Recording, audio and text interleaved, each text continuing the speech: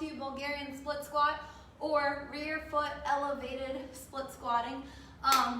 The big thing to remember is there's a huge balance component into this movement. So you need to master other split squat variations prior to advancing yourself to the Bulgarian split squat. Things like two-footed split squats where both feet are on the floor, walking lunges, rear lunges, before you transition into more advanced movement like the Bulgarian split squat. Okay? The primary muscle groups, which are the main muscles that are working to complete this movement, are the glutes, the quads, and the adductors as well. And then the stabilizing muscles or the assisting muscles are the hamstrings and the calves. It's really important to kind of include single leg movements into your programs. A lot of times we neglect single leg movements, but know that they can really amp up your squat and your deadlift if you're trying to get more weight on those and trying to set a new PR. Single leg training can kind of give you that extra edge. It also is neglected a lot because you have to do both sides, so it's like double the work. But today I'm going to talk about box height, stance length, width, as well as foot pressure and some modifications. All right, let's get into it with the box height.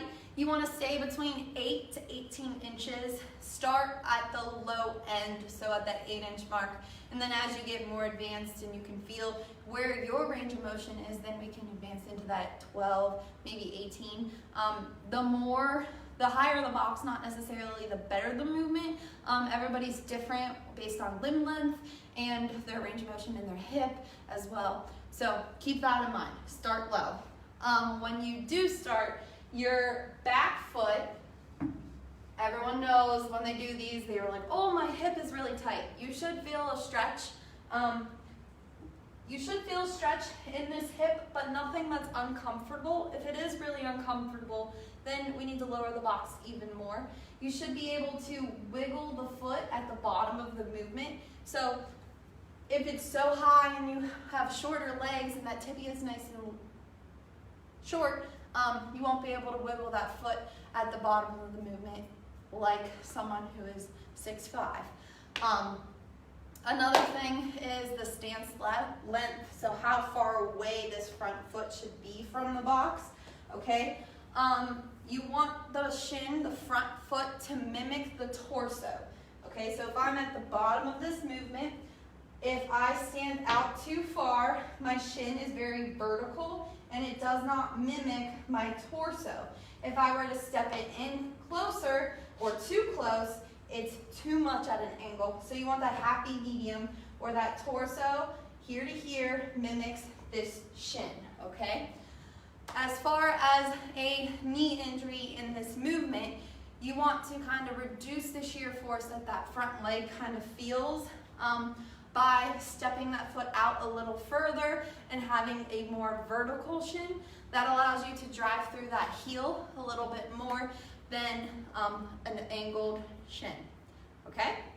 The next thing is width, so how far your feet should be apart from each other. Just go with whatever feels natural, but know they should be around shoulder width apart, which that is usually about a foot or less. And then foot pressure, so how much weight is in the front foot versus the back foot.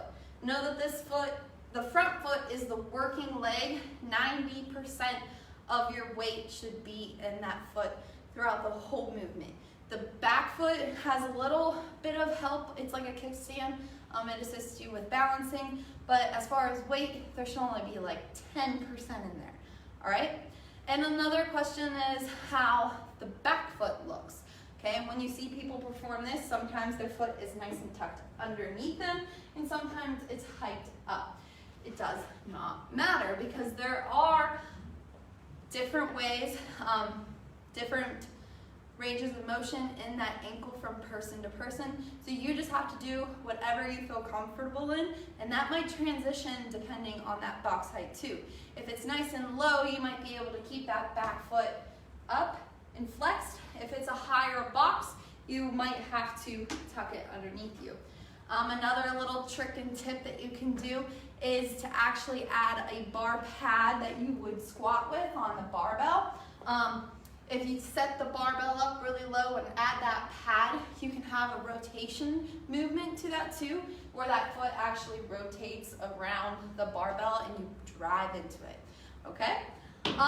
So let's talk about setting up. You have your box, and I always like to have a knee pad to kind of assist my lower leg, because I like to start at the bottom of the movement, and you should too, just to make sure that you're set up properly.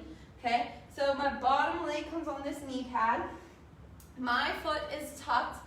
My shins, my front foot, my shin is parallel to my torso. My toe is straight ahead, and I'm gonna glide that knee over top of these shoelaces. My hands are just neutral. My core is braced, shoulders down and back. Glutes are engaged, and I'm gonna stand up tall and then drive down. Tall, drive down.